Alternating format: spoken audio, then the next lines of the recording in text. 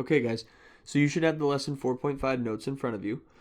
For this warm-up, we can go through this first example, and then you can pause the video and try to do these four on your own.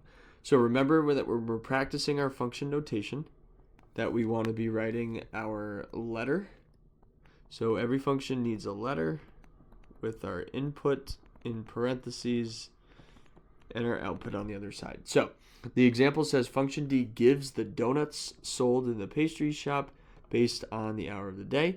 So whatever the function gives is our output as we've been working on, and the hour of the day must be our input. So therefore, I'm going to pick D, since it says function D, parentheses, the hour equals the donuts on the other side.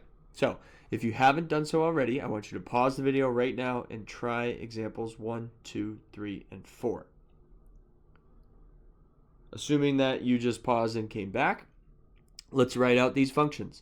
So number 1, function H gives the height, that's our output, of a tree based on its age. That should be our input. So we are going to say capital H of years equals height. I guess you also could have said H parentheses age equals height. That'd be fine too. Okay, number 2, the temperature is given by function Q. So interesting that instead of saying function Q gives temperature, it's saying the temperature is what's given. So the temperature is still the output based on the time of day. And remember, our output is always based on our input. So we're going to go Q of time equals temp. That should be what number 2 looks like. Okay, number 3 says the rebounds a player gets is a function of minutes played. Call it R. So I'm just trying to throw some different language here at you guys. The rebounds, remember, is a function of. What comes out is a function of what goes in. So this should be R of minutes equals rebounds, since it's always what comes out is a function of what goes in. And then lastly, number 4, A is a function that gives area based on its side length. So we still have that language gives area. So this is our output. So that means A of side length is going to equal area. So just trying to throw some different language at you guys. Hopefully you were using that strategy of circling, what the function gives, calling it your output, and then finding your input, and so on. Okay, so let's scroll down to the 5.1 here, and we have a simple equation, including Q and P, and we are going to ask ourselves 2 different questions. What value of Q makes the equation true when we're given P? And then what value of P makes the equation true when we're given Q? So we're looking at this function Q equals 4 plus 0.8P, and we're saying, well, what happens if P is 7? Okay, well, Q is going to be equal to 4 plus 0.8 times 7 instead. So because we're subbing in 7 for P. So we have 8 times 7 is 56. But since it's 0.8, we're going to move the decimal, so it's going to be 5.6.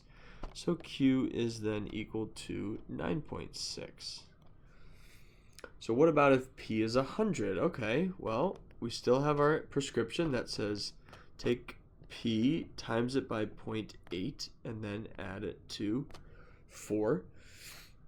All right, well, we do have to do our order of operations. So multiplication comes first. So 8 times 100 is 800, but I have to back that up 1 decimal place, so it's going to be 80, and I have my 4 plus 80, so Q is equal to 84. So then number 2 is asking, what value of P would make the equation true when Q is 12? So now we're subbing in 12 for Q, and if you look on that note that's highlighted in blue, it says, hey, we might need to do a little equation solving. No problem with that. So we're going to minus 4. So we get 8 is equal to 0.8p and we're going to divide by 0.8. Now, we're probably asking ourselves, 8 divided by 0.8. Well, let's see. 8 divided by 8 is 1. But since it's dividing by 0.8, we got to add a decimal place since we're dividing by something that's smaller than 1. So this is actually p equals 10. A calculator would also tell you that 8 divided by 0.8 is going to be 10. So then we have, well, what if q is 60? So this whole time I've still been following the same equation up here the whole time. So 60 is now equal to 4 plus 0.8p. We subtract our 4. We do a little subtract 4 on both sides. Now we're dividing. Ooh, so 56 divided by 0.8. Well, let's see. I know it's got to be more than 56, because 56 divided by 1 would be 56, but I'm dividing by 0.8. Let's go to the calculator, and of course, calculator works every time, so we get p equals 70.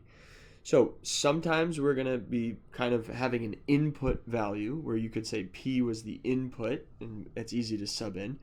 And then other times we're going to have the output value. You can think of q as the output, where it's going to take a little more work to figure out what that answer is.